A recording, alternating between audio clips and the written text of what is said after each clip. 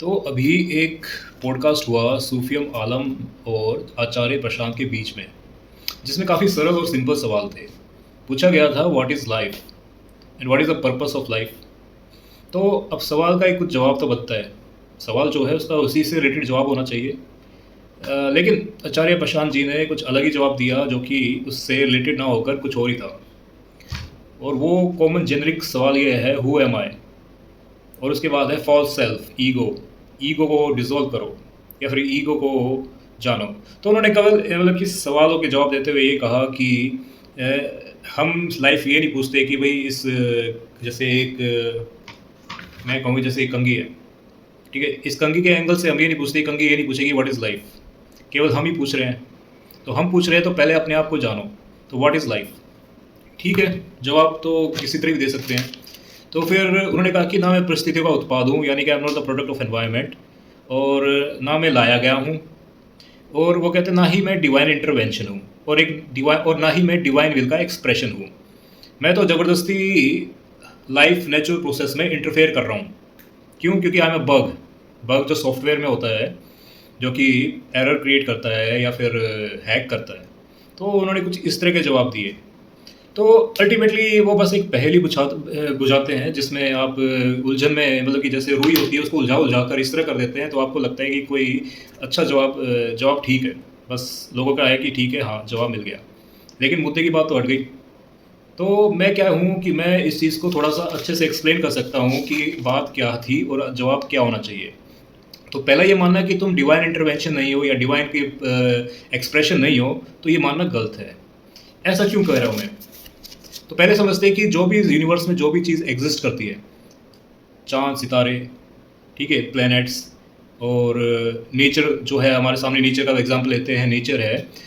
और नेचर में नदियाँ, पहाड़, जानवर, और इसमें प्रकृति में इकोसिस्टम में जो कुछ भी आता है, समुद्री जीव भी, और इंक्लूडिंग हम, ये सब सेपरेट नहीं है एक दूसरे से। सेपरेट बिल्कुल भी नहीं है। वो सब एक है। They all are one, and one is all is the one. एक है, अनेक है, अनेक से एक है। हम ह्यूमन को भी इंक्लूड करके। लेकिन बात यह है कि इंसान ही अपने आप को सेपरेट मानता है बाकी चीज़ों से। ऐसा क्यों है? सेपरेट हम अपने आप को क्यों मानते हैं? अगर मैं कहूँ कि जैसे प्रकृति में दो पेड़ है, और पेड़ आपस में कनेक्टेड है एक दूसरे से, सभी से कनेक्टेड होते हैं, आपको पता है, अंडरग्राउंड। लेकिन एक पेड़ कहता है मैं इसके साथ नहीं रहूँगा। नहीं रहेगा तो मतलब वो कहेगा कि मैं नहीं रहूँगा, तो कुछ वो कर सकता है? ऐसा वो सोचेगा? नहीं। क्योंकि वो उसको अगेंस्ट नहीं मानेगा, उसको अपना पार्ट ही मानेगा लाइफ का। जैसे हम अपने बच्चों को और अपने परिवार को पार्ट मानते हैं अपनी लाइफ का, तो वो भी उनको अपने पार्ट ही मानता है लाइफ का, उनसे अलग नहीं है। लेकिन इंसान कहता है कि मैं अलग हूँ उससे। तो वहाँ आ जाता है ईगो। और इंसान क्यों अपने आप को सेपरेट मानता है? वो इसलिए है कि उसके पास फ्री विल है। फ्री विल है अपनी रियलिटी क्रिएट करने का, कि वो किस तरह की ज़िंदगी जीना चाहता है ना। तो ये समझना पड़ेगा। और उसके बाद फिर हमारे साइके हैं, हमारा साइकोलॉजी एक ज़्यादा ही इवोल्व है, तो इसकी वजह से हमारे पास ईगो भी है।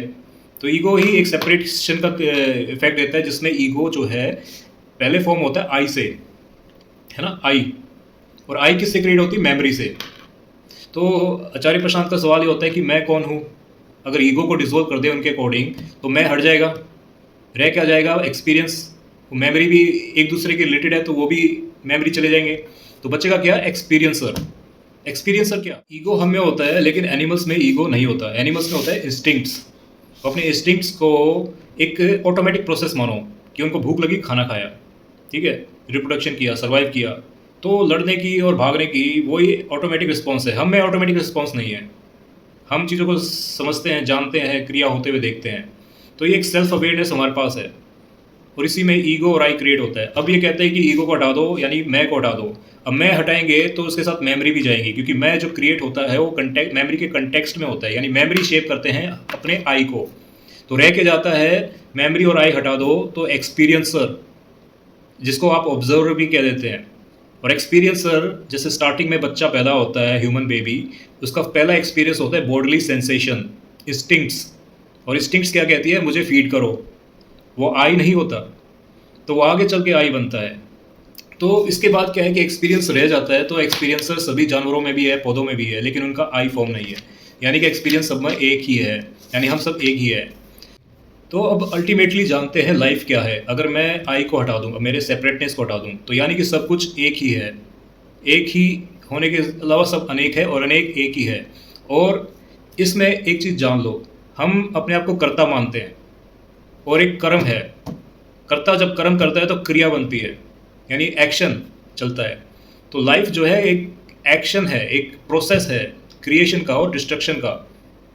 तो ये हम क्या है, हम भी उनमें से ऑब्जेक्ट अमॉन्ग ऑब्जेक्ट्स ही है ना। ऑब्जेक्ट जब होता है, अगर एक ऑब्जेक्ट दूसरे ऑब्जेक्ट को हिला रहा है तो एक क्रिया हो रही है, लेकिन मैं एक ऑब्जर्व कर रहा हूँ, एक्सपीरियंस कर रहा हूँ, तो हमें लगता है कि लाइफ क्या है और हम कौन है। हम भी वही पार्ट है, लाइफ की क्रिएशन का ही पार्ट है, और ये निरंतर चलता रहता है, कभी ख़त्म नहीं होता। अल्टीमेटली जो भी है, सोर्स यानी God and the creation, creator and the creation are one. समझे? तो इतना ही। अभी नेक्स्ट इसमें चैप्टर में बात करूँगा what is the purpose of life.